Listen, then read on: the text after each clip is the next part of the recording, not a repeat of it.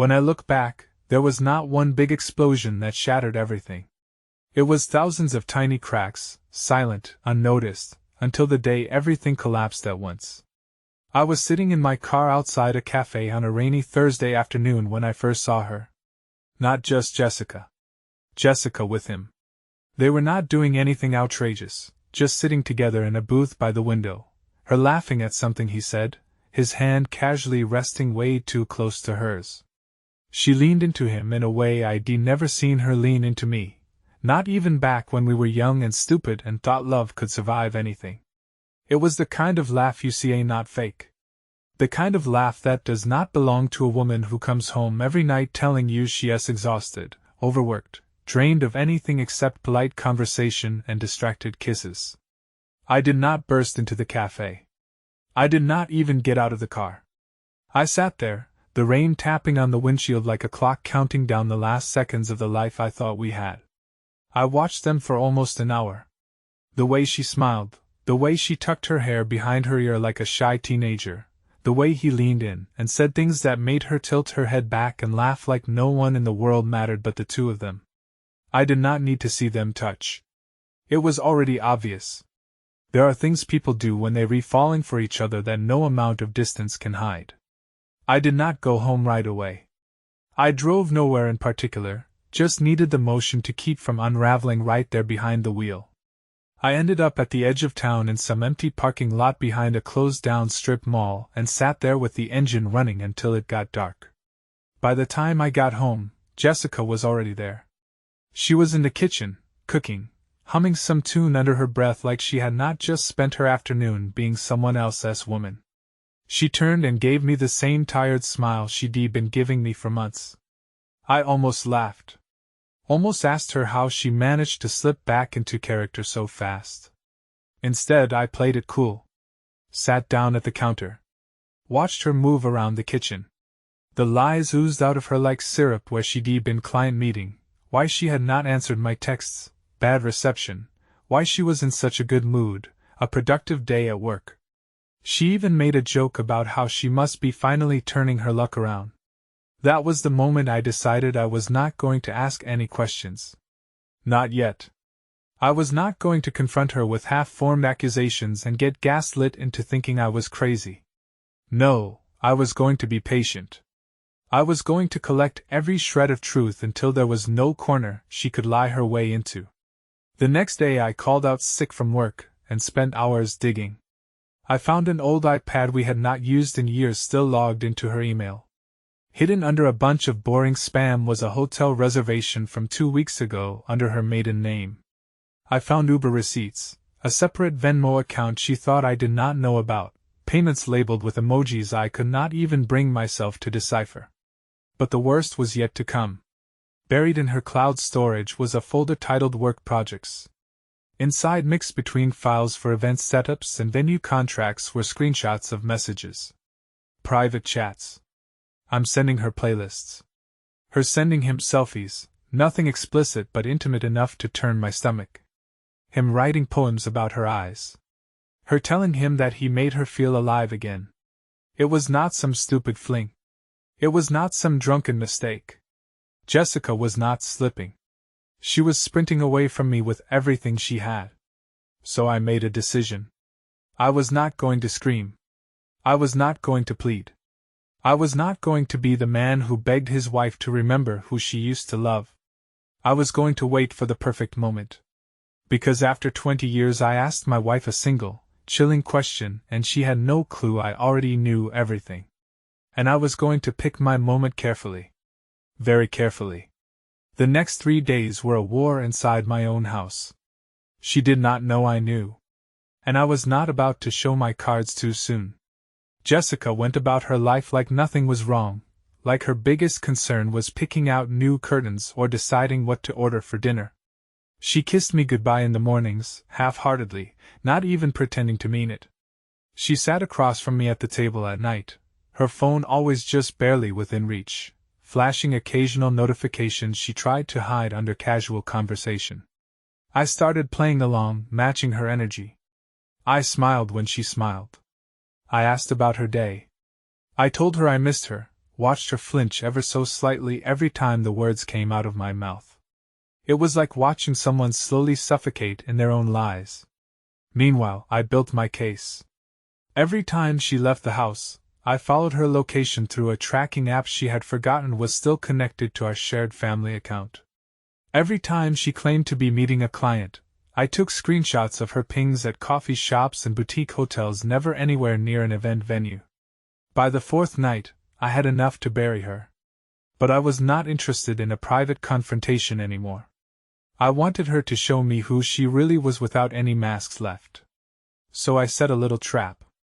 Thursday afternoon, I told Jessica I had to fly out for a last-minute work emergency. It was not true. I packed a fake bag, booked a fake ticket, even let her watch me call a fake coworker to confirm it. I played it cool, kissed her forehead, thanked her for being so understanding about my schedule, and walked out the door. Then I circled the block and parked 2 streets over. I waited. Less than an hour later, a black sedan pulled into our driveway. I did not recognize the car, but I sure as hell recognized the man who got out, the same guy from the cafe. Medium build, cocky smile, carrying a bottle of wine like he was stepping into his second home. I stayed hidden, heart slamming in my chest so hard it hurt. I watched Jessica open the door wearing a dress I had not seen in years, the one she used to call her special occasion dress. Her eyes lit up when she saw him. Shut up in a way I had not seen directed at me since before smartphones were a thing. They barely made it inside before they were wrapped up in each other, laughing and stumbling over the threshold like 2 teenagers sneaking out after curfew. I did not wait. I marched straight to the front door. No knocking. No hesitation. I opened the door and stepped inside. Jessica froze first. The guy turned around, confused, bottle of wine still dangling stupidly from his hand. She went pale. Not guilty pale, caught pale. For a full 5 seconds, nobody said anything. You could hear the clock ticking in the hallway. You could hear my heart break and rage all at once. Then she found her voice sharp, high-pitched, the kind you hear from someone who knows the lies are not going to save her this time. Daniel? You said you were gone. You're not supposed to be here. That was her first instinct. Not an apology. Not an explanation. Just panic that I had ruined her night. I stared at her, then at him, then back at her. I spoke so quietly, the words practically shook in the air. Who is he, Jessica? She did not answer. She just stood there, breathing hard, looking at me like I was the intruder. The guy had the audacity to step forward, trying to play it cool. Look, man, maybe we can talk about this. I cut him off with a look so cold, he shut up mid-sentence. I turned my eyes back to her. How long? Jessica crossed her arms like she was the one being wronged here. Her lip curled in that ugly little sneer she only ever used when she thought she had the upper hand. You have not made me feel alive in years, Daniel, she snapped. You think just because you show up suddenly you re-owed something? I laughed. A hollow, disbelieving laugh. She did not even try to deny it. She was not sorry. She was not heartbroken. She was furious at being caught. I pulled my phone from my pocket and showed her the screenshots. The messages. The hotel bookings. The Venmo transfers. Everything. Her face twisted in rage. You've been spying on me? Invading my privacy? She said it like I was the criminal. Like her months of betrayal were some minor footnote compared to the real sin, me daring to find out the truth. You destroyed this marriage the second you decided to crawl into bed with him, I said. Do not you dare pretend this is on me. The other guy started edging toward the door, sensing there was nothing here worth fighting for. Jessica did not even notice. She was too busy pouring gasoline on the fire. You were boring, Daniel, she spat. You were a paycheck. A roommate. You stopped being a man years ago. Every word felt like another cut across my skin. Not because it was true. Because I realized she had probably been rehearsing that speech for months, waiting for the day she could throw it in my face and walk away without guilt. But she miscalculated. I was not going to beg. I was not going to cry. I was not going to ask her to stay. I just stood there watching the pathetic woman she had become, wondering how I had ever loved her so blindly. And then I said the one thing she did not expect. You can have each other, I said quietly. You're perfect for one another. Rotten to the core. And with that I turned around and left. No shouting. No final scene. Just the sound of her voice calling after me, not in love, not in regret, but in pure anger that she had not gotten to control the ending. But this was just the beginning. Because I was not finished yet. Not by a long shot. When I stepped outside, the cold night air slapped me in the face. But it was not enough to clear the chaos running wild in my chest. I did not drive away immediately. I walked to the corner of the block, stood there with my hands in my pockets, and tried to feel something other than pure disgust. I thought she would run after me. Part of me expected it. The guilty apology, the panic scrambling to fix what she'd broken. But no, nothing. She did not come after me. Not one damn step. That's when it clicked. Jessica had not been afraid of losing me. She had been afraid of being exposed. Afraid that I would make her look like the villain she was. Because deep down, the only thing she had left was her image. The devoted wife, the hard-working woman, the sweet, responsible Jessica, everyone believed they knew. I got into my truck and sat there, staring at the steering wheel, feeling the weight of 20 years crushing my chest. Not sadness, not even anger anymore. Just this vast hollow disgust.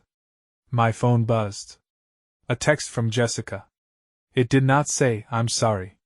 It did not say, "Come home." It said, "We need to talk. Come back before you do something stupid." That was it. No love. No regret. Just control. She still thought she could handle me like she handled everything else. A problem to be managed. I did not reply. Instead, I drove across town to my brother Mark's place. Mark had always hated Jessica. Even when he kept his mouth shut out of respect for me, I knew he'd understand. When I walked through his door, Mark took one look at my face and did not say a word. He just handed me a beer and sat down across from me, waiting. I told him everything, the cafe, the hotel bookings, the confrontation, every vile detail. When I finished, he leaned back in his chair and let out a low whistle. "Man. She's not even sorry," he said. "She's going to flip this on you. You know that, right?" I nodded. I knew Jessica did not accept losses. She did not apologize. She rebranded the truth until it looked like she was the victim. And then, right as Mark was about to open his mouth again, my phone buzzed. Another text from Jessica. This time it read, "Since you're abandoning your family, do not bother coming back. I'm changing the locks in our house." The house my hands had built from the ground up. The house where every floorboard, every coat of paint, every light fixture had a story tied to my life. She was trying to erase me from my own story. Mark saw the look on my face and leaned forward. "Do not go back there alone," he said. "She's setting you up for something. I guarantee it." I knew he was right. Jessica had already shown me she was not just a cheater. She was vindictive. She would burn everything down before admitting she was wrong. So I did not go back. I called a lawyer instead at 9 o'clock at night. And by midnight we had papers drafted: separation, demand for exclusive use of the property pending divorce. And just for good measure, I sent Jessica one final message before I turned my phone off. "You'll be hearing from my lawyer. Make sure you check your mail. Since you're so good at hiding things there." I did not wait for a response, but it still came fast, furious, as if she'd been sitting there refreshing the screen. "You would not take everything from me. You pathetic little man." I laughed when I read it. A real sharp laugh this time, because she had no idea what was coming next. Jessica thought betrayal would be the end of my story. She did not realize it was just the first page of hers crashing down. And in a few days, when everything she built on her little lies started crumbling around her, she would know exactly what it felt like to lose something real. Because for once I was going to be the one writing the ending. 2 days later, the real war began. I thought Jessica would retreat, lick her wounds, maybe even pretend to be civil for appearance's sake. I underestimated her. Badly, she did not come at me with reason or regret. She came at me with nuclear rage. It started with the bank. On Saturday morning, I went to buy a coffee and my card got declined.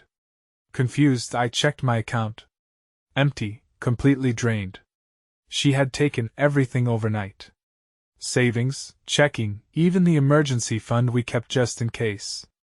She must have stayed up all night moving money, wiring it through dummy accounts, maybe even getting that idiot she cheated with to help her. And the locks? Yeah, she was not bluffing. She had really changed them. And just for good measure. She left a bright pink sticky note on the front door. Get a lawyer, Daniel. You're not welcome here. I stood there staring at that stupid note, feeling something inside me boil in a way I had never felt before. Not sadness. Not fear. Just a clean, cutting fury. She thought she could erase me from the life we built because she got bored and found someone new to keep her entertained. Mark pulled up 20 minutes later. He did not even ask, just yanked the note off the door, crumpled it into a ball, and said, "You ready to burn her world down?" I nodded once. It was time to stop playing defense. The first thing we did was go straight to the lawyer's office.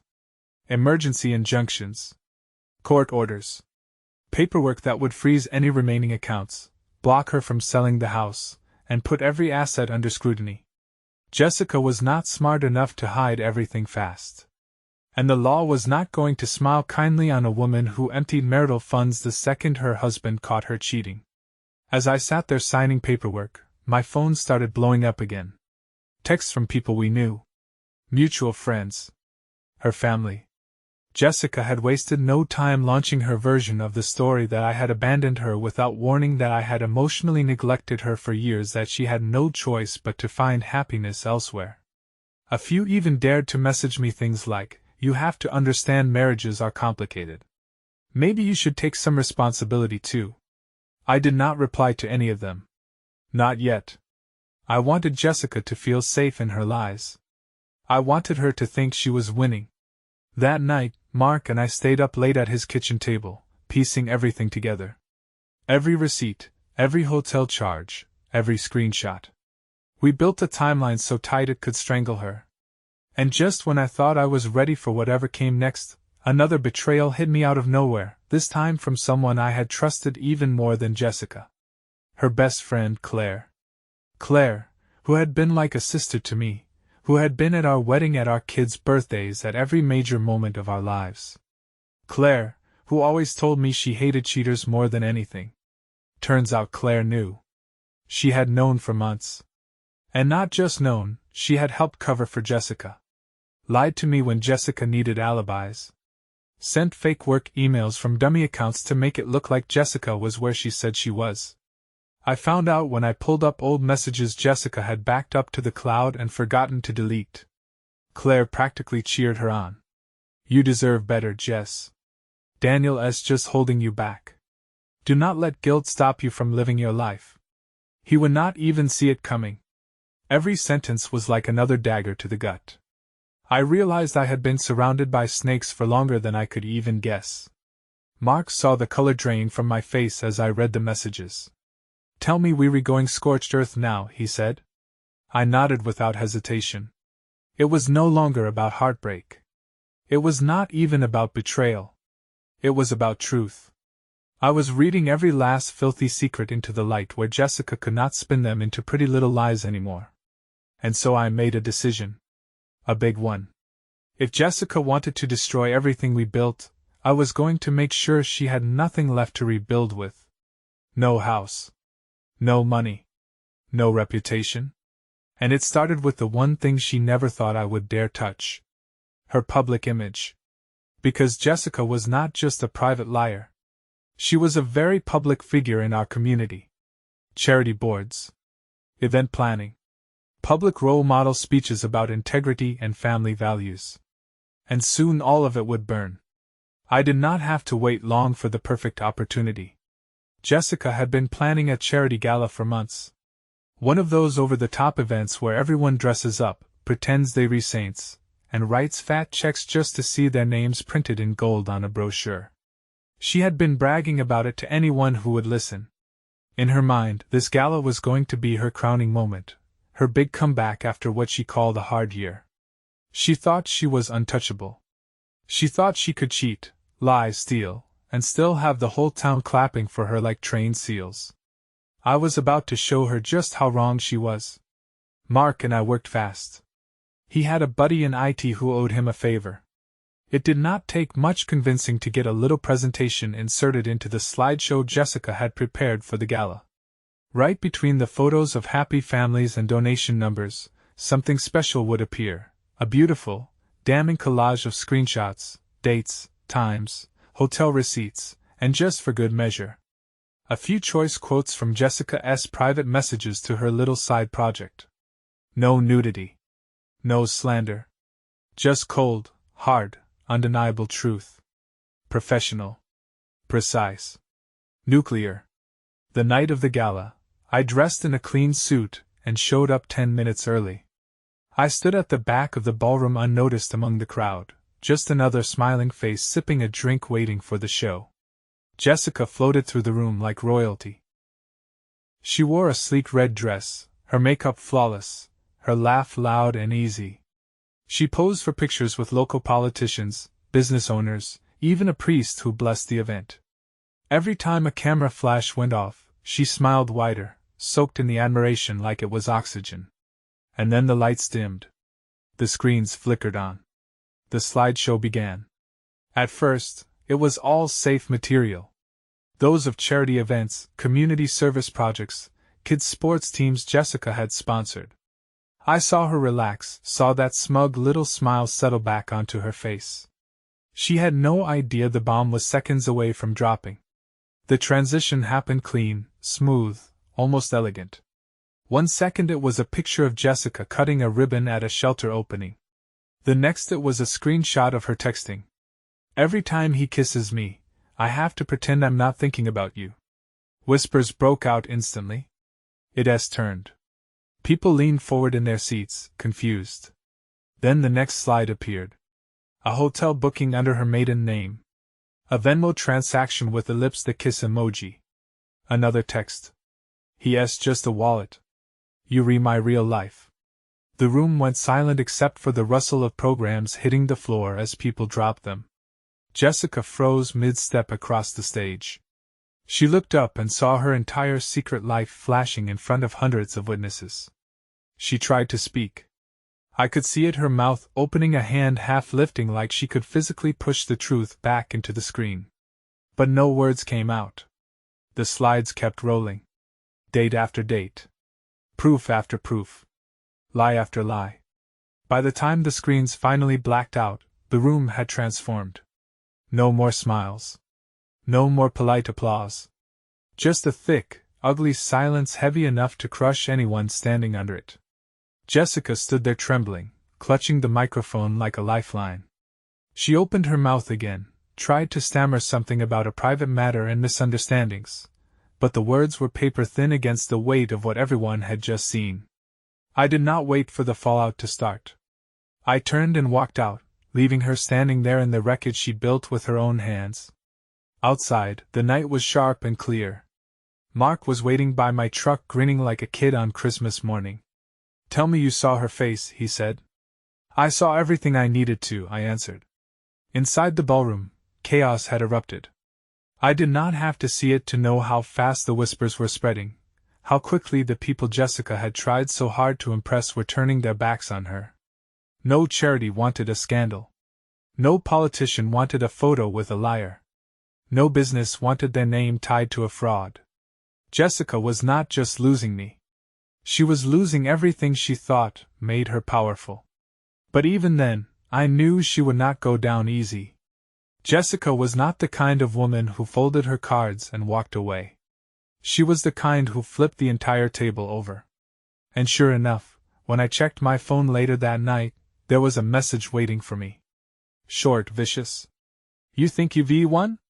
You have no idea what's coming next. For the first time in weeks I smiled. Because whatever Jessica was planning, it did not matter anymore. I was not playing defense. I was already 3 moves ahead. I did not have to wait long to see what Jessica had meant. 2 days after the gala, I got served.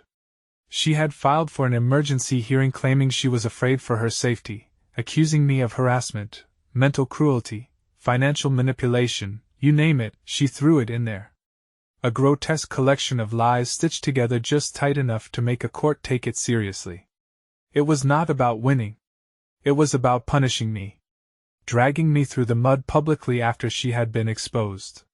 Making sure if she had to go down, she could at least claw some skin off on the way. The hearing was scheduled fast. That's how these things go, accusations fly, and the system reacts before facts even catch up. The second I sat down with my lawyer went through every charge. Some of them were so ridiculous, we actually laughed the idea that I, the guy who had not raised his voice once during our entire marriage, was suddenly some terrifying threat. But there's no joke in a courtroom. No laughter when the system starts grinding its gears. The day of the hearing, I sat in that stiff, fluorescently courtroom and watched Jessica walk in like she was the one who had been wrong. She wore a demure black dress, barely any makeup, hair tied back like she was trying to cosplay innocence itself. Her new boyfriend was not there. Of course not. Would not fit the victim narrative. She had even dragged Claire in, sitting 2 rows behind her, pretending to be a concerned friend instead of the backstabbing liar she was. Jessica got up and told the court how I had abandoned her, emotionally terrorized her, stalked her after our separation. She wiped fake tears from the corners of her eyes, playing the part like she had been rehearsing it in the mirror for weeks. Every word was a dagger aimed straight at my credibility, my dignity. But the difference between Jessica and me? I had receipts. Literal ones. When my lawyer stood up, he did not just defend me. He obliterated her. First, he produced evidence showing Jessica had drained our accounts before any supposed harassment started. Then he dropped the screenshots, the one showing Jessica bragging about how she was going to bleed him dry in group chats with Claire and others. The coup de grace was the GPS tracking. Requests showing Jessica had shown up at my workplace twice after I filed for separation. Showed up at my brother's house and sat outside in her car for almost an hour. She was not a scared one. She was the predator. By the time my lawyer finished, the judge's face had gone from polite neutrality to thinly veiled disgust, not at me, but at her.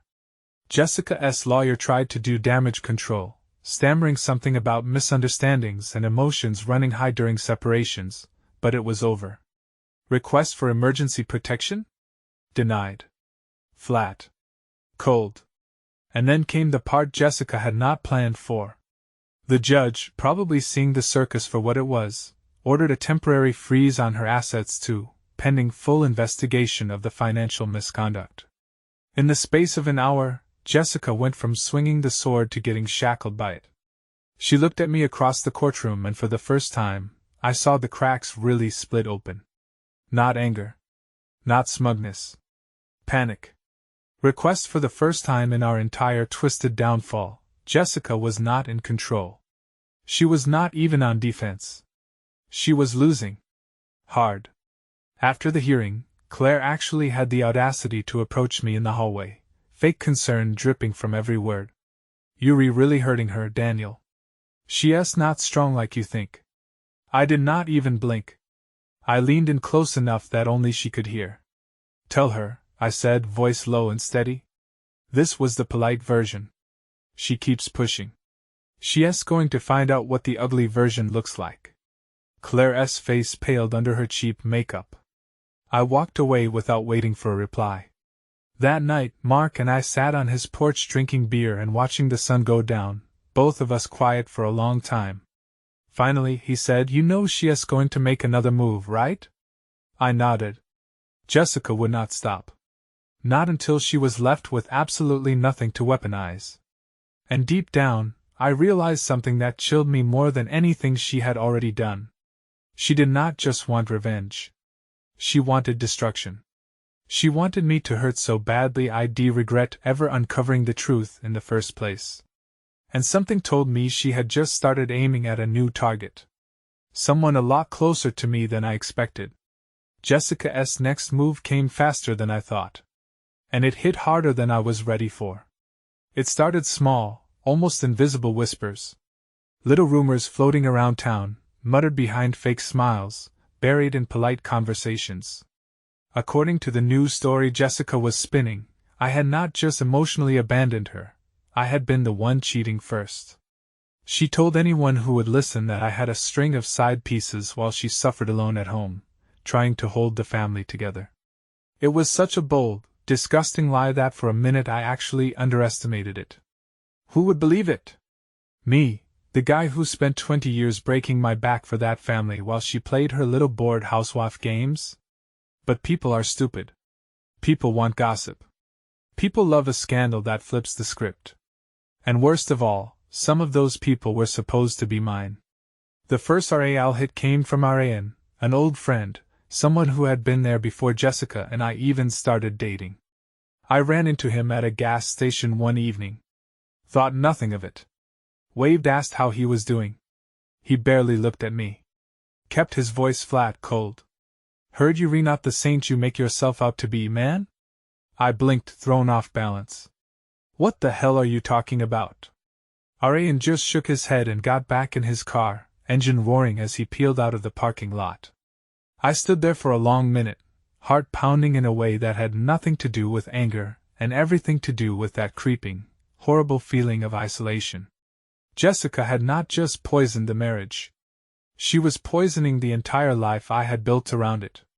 I tried to brush it off. Told myself our friends would not turn their backs over rumors. But 2 days later, another knife landed, this time right in my chest. My own mother called me. Her voice was trembling with that careful, terrified politeness you use when you think someone you love has turned into a stranger. Daniel, she said. Jessica came by. She told me things. Things about how you treated her. About other women. Other women. I actually laughed out loud. I could not help it. The absurdity of it.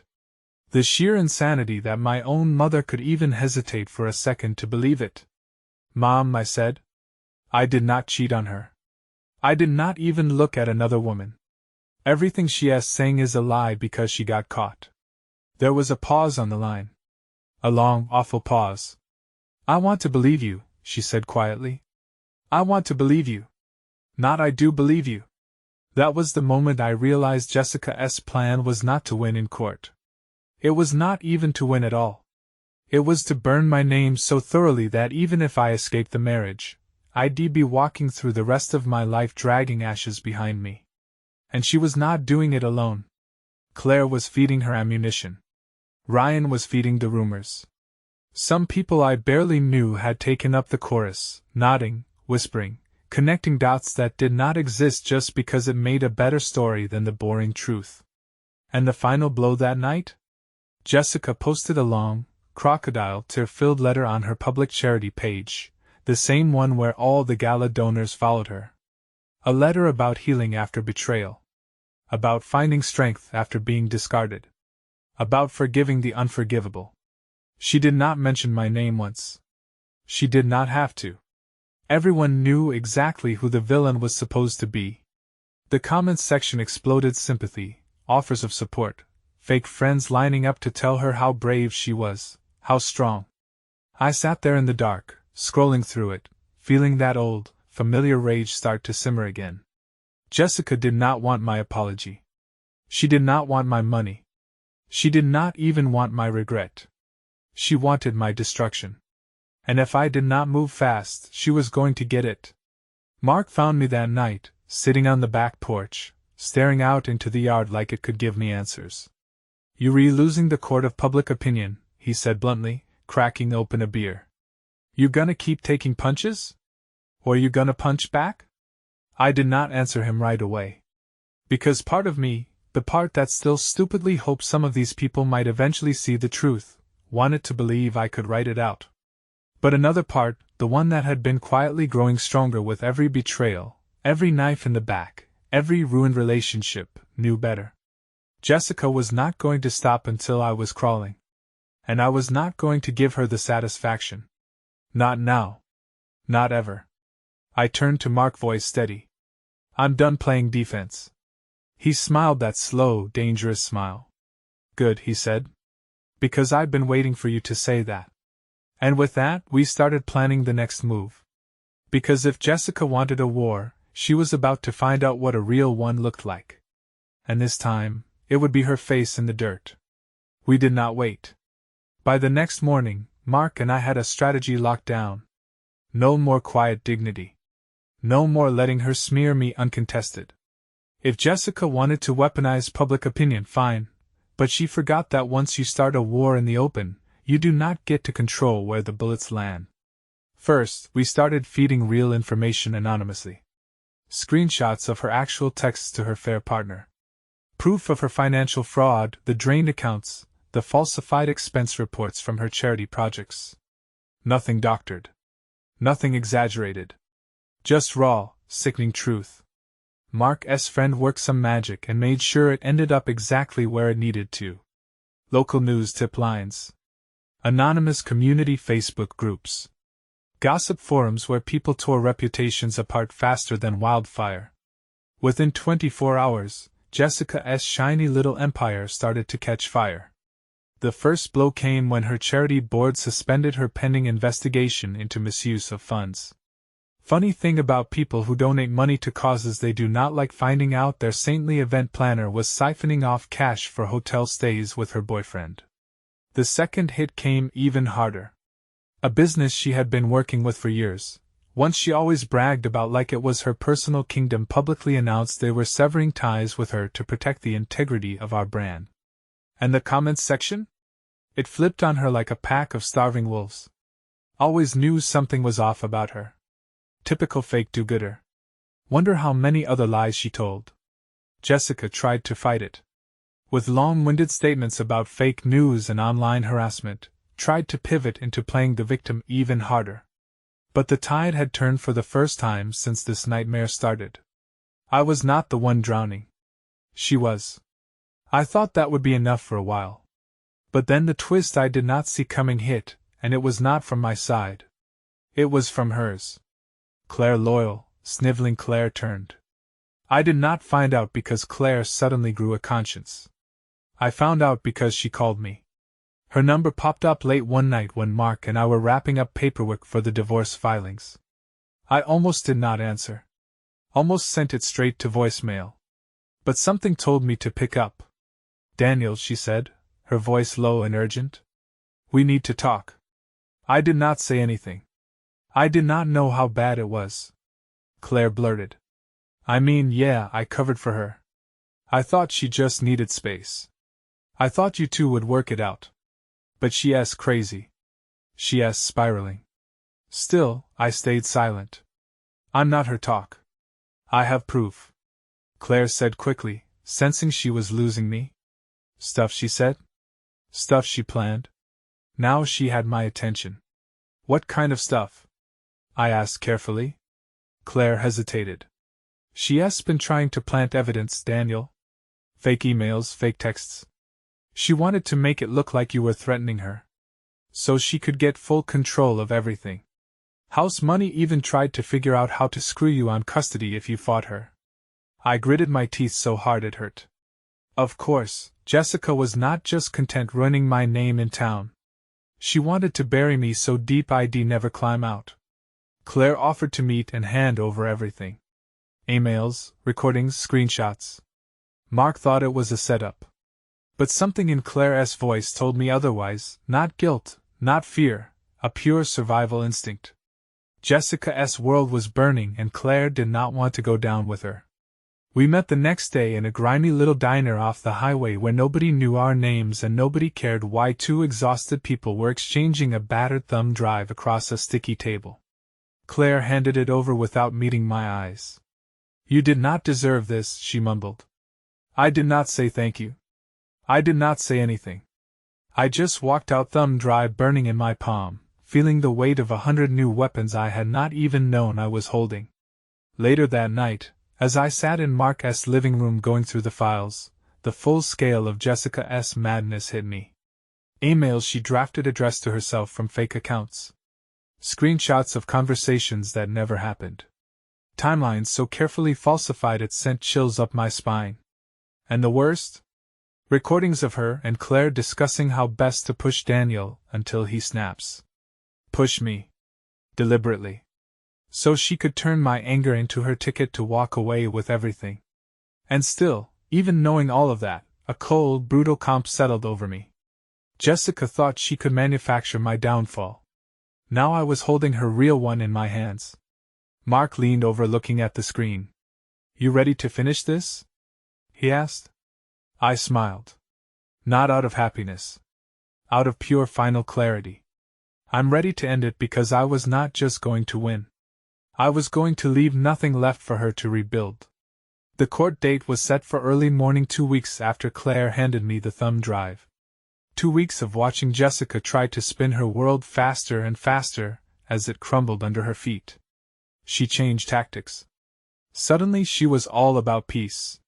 She started sending these carefully worded emails about rebuilding trust, about reconciling differences outside of court.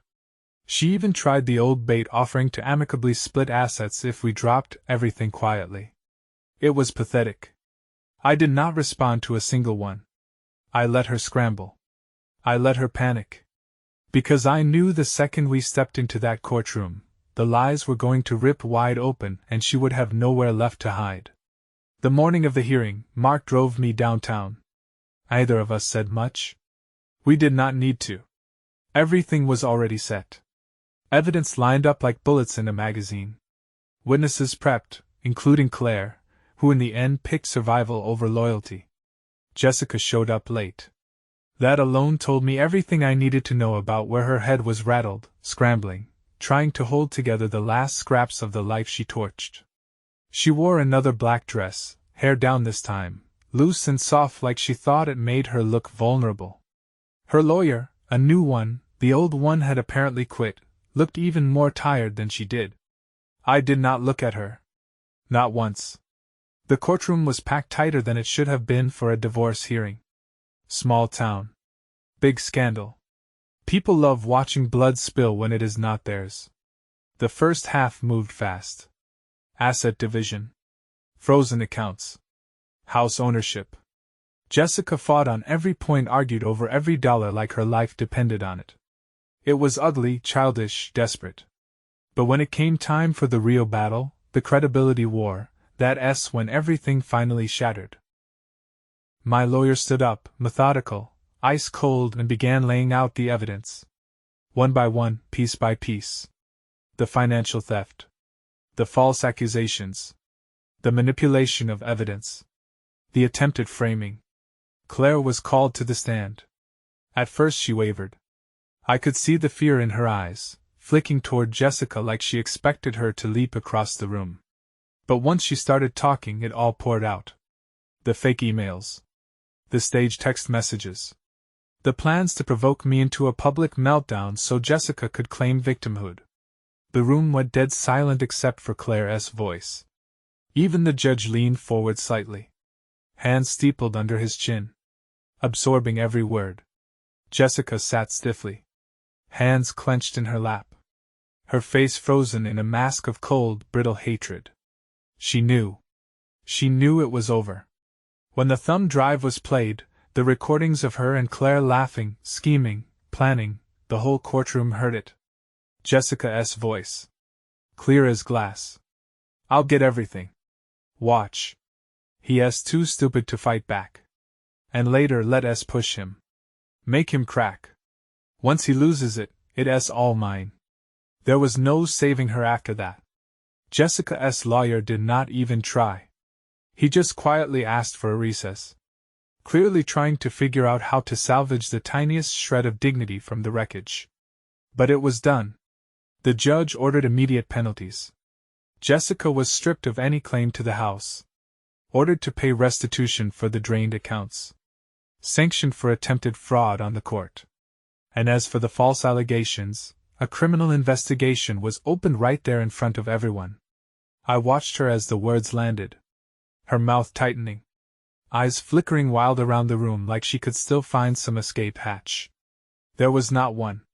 Jessica, the woman who had spent months trying to destroy me with lies, was now facing real consequences for the first time in her life. And the best part? I did not lift a finger to scream, to fight dirty, to break myself trying to match her madness. I just stood still, held the line, and let the truth burn everything down for me. As court adjourned, Jessica tried one last time. She brushed past the reporters gathering outside, made a beeline for me across the parking lot. "You're a monster," she hissed under her breath as she passed. "You ruined my life." I turned calm, detached, and looked her dead in the eyes. "You ruined your own life," I said. "I just stopped pretending otherwise." She flinched like I'd hit her. And then she was gone, swallowed by the crowd. Another liar exposed to daylight for the first time. I got into Mark's truck without another word. We pulled away from the courthouse, leaving the ruins behind. Mark finally broke the silence, a low laugh under his breath. She really thought she could win. I leaned back in the seat, staring out at the road, unspooling ahead of us. She never understood. I said quietly, "I was not fighting for revenge." Mark glanced over. "What then?" "For freedom," I said, "for peace."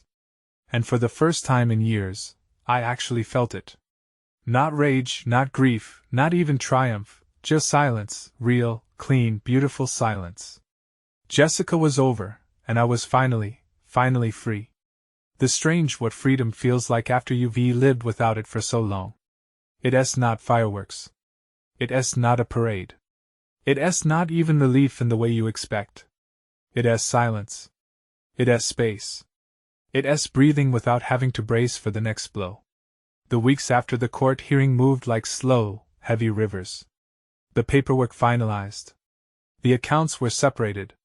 And Jessica's name slowly drained out of every corner of my life where it had once been carved in stone.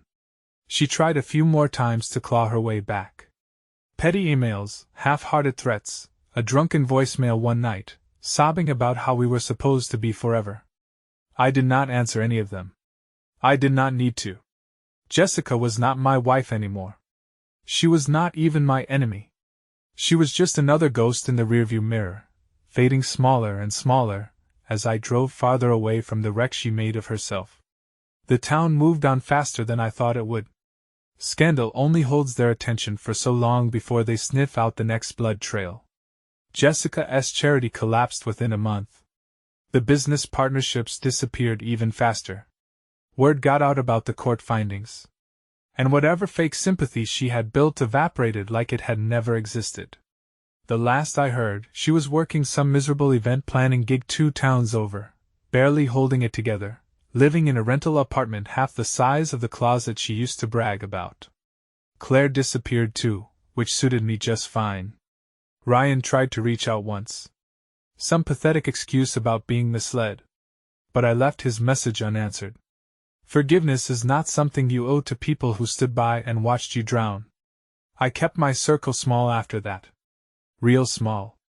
Mark, my lawyer who had become more of a brother than half the people who had claimed to love me. A few old friends who had stayed silent when everyone else picked a side and picked wrong. As for me, I rebuilt. Not in the cheesy, inspirational way you see in movies where the betrayed man finds new love and runs off into a sunset. Real rebuilding. Hard work. Long nights. Dragging myself up out of the emotional wreckage. One broken rib of a dream at a time. I bought a small house on the edge of town. Not big, not flashy, but it was mine. Every inch of it.